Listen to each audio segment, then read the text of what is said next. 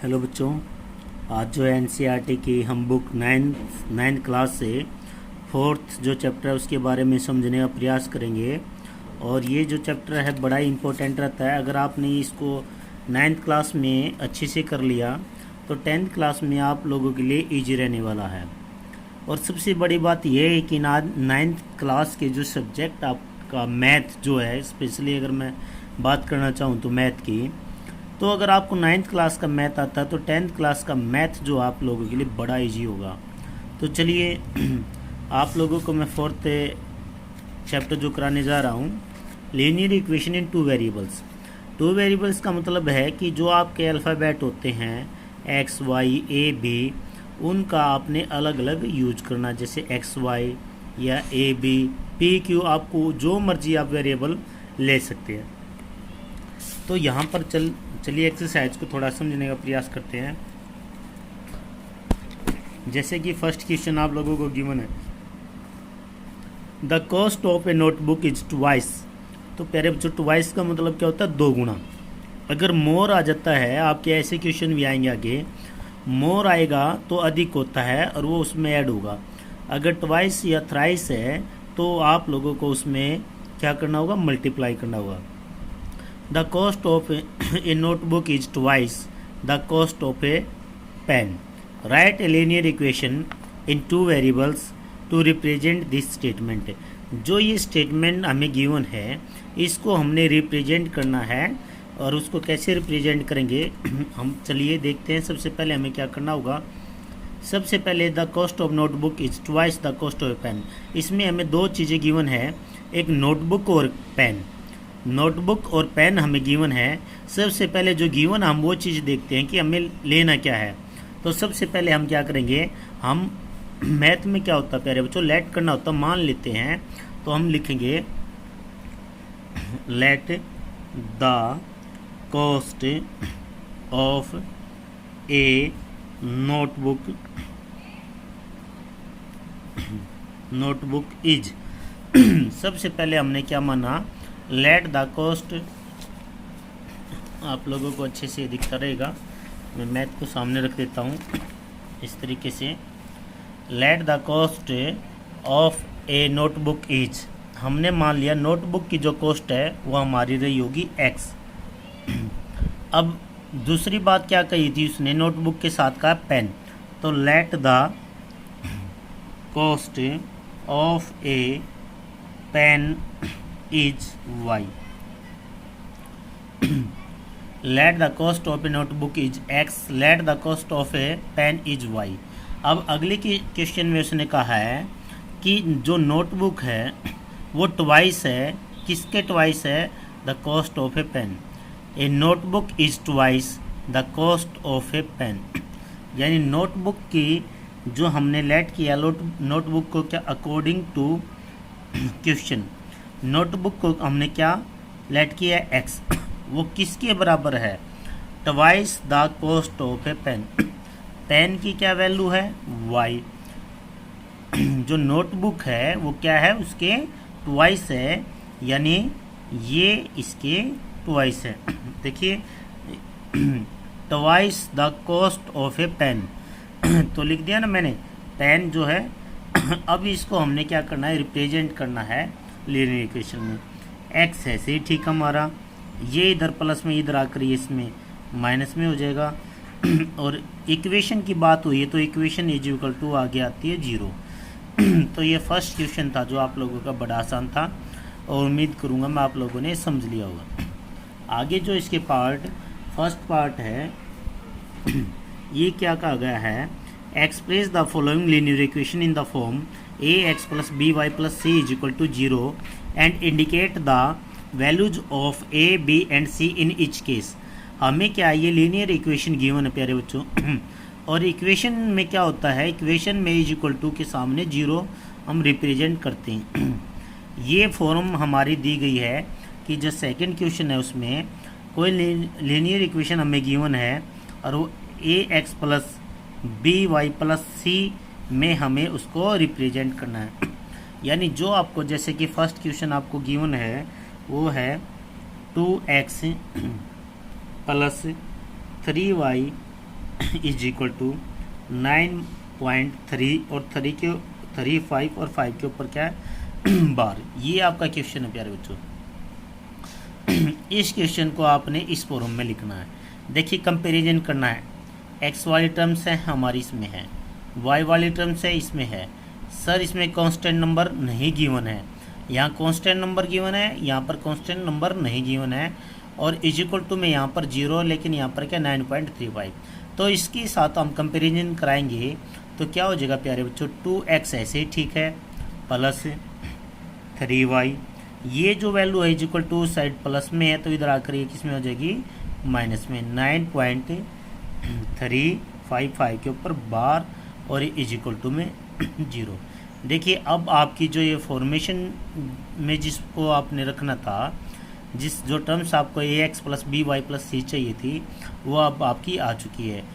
और यहाँ पर उसने क्वेश्चन में कहा है कि इनकी वैल्यू दिखाइए, ए बी सी की हर एक केस में वैल्यू दिखाइए, इनकी क्या वैल्यू आती है। तो प्यारे बच्चों ए की वैल्यू क्या रही हमारे सामने, जो x का कोफिशिएंट है वो आपकी वैल्यू रहेगी 2, b की वैल्यू जो y का कोफिशिएंट है वो आपकी वैल्यू शो करेगा b की, और c की वैल्यू क्या है, ये यहाँ पर -9.35। बड़े आसान सवाल हैं, ये आप लोगों को अच्छे से समझ में आएंगे। और आप हमसे जुड़े रहिए और चैनल को सब्सक्राइब और लाइक और शेयर कीजिए, कमेंट कीजिए, और धीरे धीरे जो आपको और अच्छे से मेथड से आपको सिखाया जाएगा। तो आपको कोई चीज़ ये गिवन है और आपको 2 चीज़ गिवन है और यहाँ पर कोई टर्म्स दी हुई है तो आप इस साइड लेकर आओगे तो उसके साइन चेंज हो जाएंगे। देखिए दूसरा क्वेश्चन है x माइनस वाई अपॉन में 5 -10 इज इक्वल टू 0। देखिए इसकी कंपेरिजन की ax plus by plus C is equal to 0।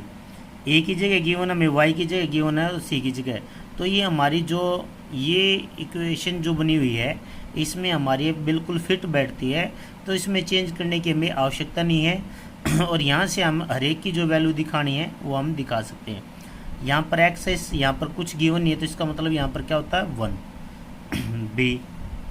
यहाँ पर वाई है प्यारे बच्चों, ये वाई है वेरिएबल है, और वेरिएबल का कोफिशिएंट अगर नहीं दिया होता तो वहाँ पर क्या होता है 1, तो 1 और किस में ये माइनस में -1 अपॉन में 5, और सी की रिप्रेजेंट करना चाहिए तो -10। ये इसको हमें ऐसे रिप्रेजेंट करना है। अगर थर्ड क्वेश्चन की बात करते हैं तो प्यारे बच्चों थर्ड क्वेश्चन हमें गिवन है -2x plus 3y is equal to 6। सबसे पहले आपको ये जो आपको इक्वेशन गिवन है इस इक्वेशन से आप इसको कंपैरिजन कराइए। ax गिवन है, by गिवन है, कांस्टेंट टर्म हमें गिवन नहीं है, ये यहाँ पर 6 है जो वहाँ पर, जैसे कि फर्स्ट क्वेश्चन में हमने किया था इज इक्वल टू जो इस साइड है इधर आकर वो क्या हो जाएगा, देखिए -2x प्लस 3y, ये इधर प्लस में इधर आकर किस में हो जाएगा माइनस में, और इज इक्वल टू 0। अब इससे कंपैरिजन कराइए और इनकी वैल्यू को लिखिए। a की वैल्यू क्या रही -2, b की वैल्यू क्या रही हमारी 3, जो इनके कोफिशिएंट हैं वेरिएबल की वो हमें वैल्यू दिखानी होगी उनकी, और c -6। साइनिंग का जरूर आप इस्तेमाल करें, उनका जरूर प्रयोग बताएं कि कहाँ पर हुआ। ये अलग एक टर्म्स हो जाती है, प्लस माइनस में इक्वेशन में अलग टर्म्स कहलाती है। देखिए अगला पार्ट करते हैं इसका। फोर्थ पार्ट की बात करें तो x प्लस में 3y।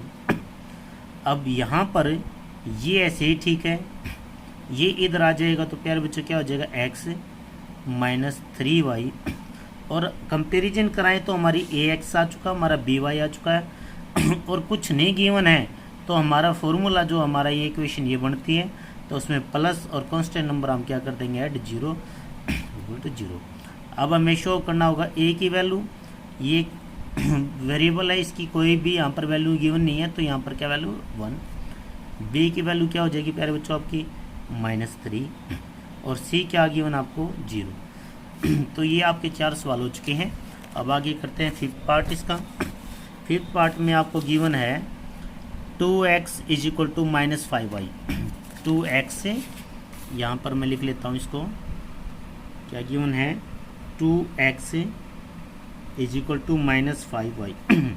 अब देखिए 2x हमारा ऐसे ही ठीक है, ये इधर आकर क्या हो जाएगा, प्लस का हो जाएगा। अगर हमें कांस्टेंट टर्म नहीं दी गई तो हम अपने इस फॉर्मेट में इसको लिखना चाहेंगे, और प्लस में 0 इज इक्वल टू 0। अब देखिए a कितना हमें गिवन है 2, b हमें गिवन है 5 और c हमें गिवन है 0। तो ये आपका 5th पार्ट भी कंप्लीट होता है। अब 6th पार्ट देखिए इसका, कि अगर हम इस पार्ट की बात करें, 6th पार्ट की बात करें तो प्यारे बच्चों क्या कंपेरिजन कराना हमें, ax plus B Y plus C is equal to 0। इससे इसको कंपेरिजन कराइए, x की वैल्यू के तो गिवन हमें, y का कोफिशिएंट हमें गिवन नहीं है, कांस्टेंट हमें गिवन है। तो हम इसको कैसे कंपेरिजन कराएंगे प्यारे बच्चों, देखिए 3x प्लस हमें क्या चाहिए, y प्लस में 2 हमारा ऐसे है। इस तरीके से आपको इसको रिप्रेजेंट कर सकते हो। अगर यहाँ पर कुछ गिवन ही नहीं था, जो हमें दिया ही नहीं गया, तो उसकी जगह क्या हो जाएगा y। अगर प्यारे बच्चों यहाँ पर y गिवन होता ना, तो हम उसका कोफिशिएंट जो है 1 लेते, लेकिन हमें y यहाँ पर गिवन नहीं है, तो y की वैल्यू यहाँ पर क्या आ जाएगी 0। तो हम इसको कैसे रिप्रेजेंट करें, a कितना हमारा 3 है और b हमारा 0 और c हमारा रहेगा 2। यहाँ पर देखिए इसको कंपेरिजन कराइए किससे, ax plus by plus c से इज इक्वल टू 0। अब यहाँ पर x वाली जो टर्म्स है वो हमें गिवन नहीं है, y वाले गिवन और कांस्टेंट टर्म हमें गिवन है। इनके नीचे ऐसे ही लिख लीजिए आप, जब आपको ऐसे मिला हुआ तो अब आपको क्या चाहिए, a चाहिए, और यहाँ पर x है, तो x की वैल्यू यहाँ पर x गिवन ही नहीं था, इसका मतलब क्या यहाँ पर यहाँ x है 0। तो a हमारा क्या हो जाएगा 0 और b हो जाएगा हमारा यहाँ पर, देखो यहाँ पर y गिवन है, जैसे कि मैंने फर्स्ट क्वेश्चन में कहा था, अगर आपको कुछ गिवन है वेरिएबल तो वहाँ पर वैल्यू आपको 1 रखनी होगी, 1 मान लेंगे, लेकिन y ही नहीं है तो वहाँ पर क्या फिर 0। जैसे कि यहाँ पर आपका y नहीं था तो y की वैल्यू हमारी क्या आई 0, जब इस टर्म में हमने इसको फॉलो किया तो। लेकिन हमारा यहाँ पर y गिवन है, तो y गिवन है तो यहाँ पर y की वैल्यू क्या हो जाएगी 1, अगर हम इसको रिप्रेजेंट करना चाहिए, और c की हो जाएगी -2। साइन का हमेशा ध्यान रखें। देखिए ये 5 इज इक्वल टू 2x, ये ऐसे ही ठीक है, ये इधर जाएगा या आप इसको उधर लेकर जाएं, बात वही रहनी है। अब मान लेते हैं हम 2x ऐसे ही ठीक है, ये इधर गया, ये माइनस का हुआ। अब हमारी देखिए इसे कंपेरिजन कराइए, ax plus by plus c is equal to 0। अब यहाँ पर ये तो ठीक है कंपेरिजन के मामले में, y वाली टर्म्स हमें गिवन नहीं है और कांस्टेंट टर्म हमें गिवन है।